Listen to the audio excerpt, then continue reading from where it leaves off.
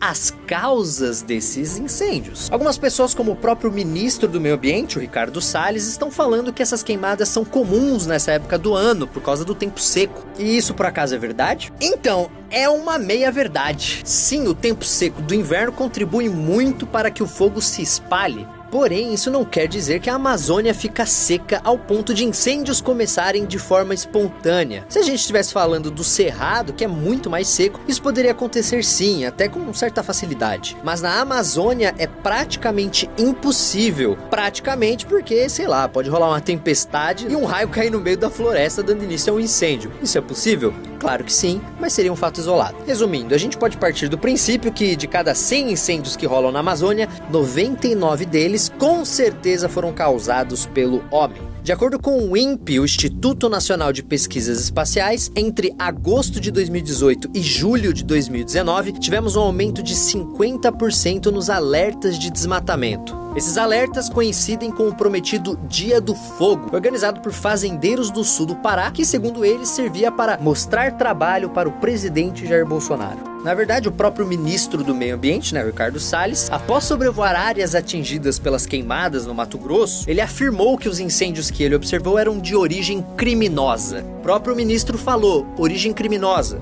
Aqui na cidade, claramente no perímetro urbano, fogo colocado proposital. Mas por que estão queimando as nossas florestas, meu Deus?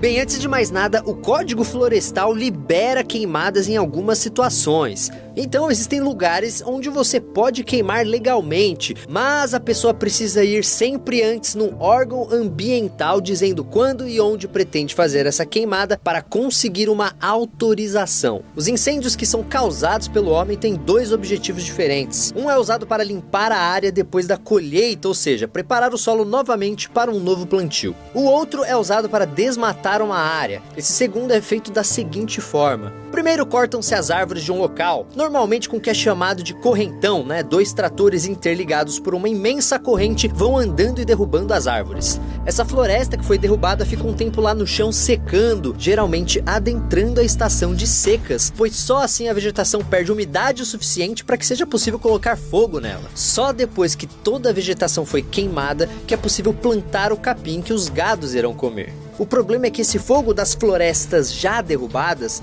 muitas vezes escapa para áreas não desmatadas e caso esteja seco o suficiente acaba queimando também florestas que estão de pé. Esse é o principal tipo de queimadas que estamos vendo na Amazônia.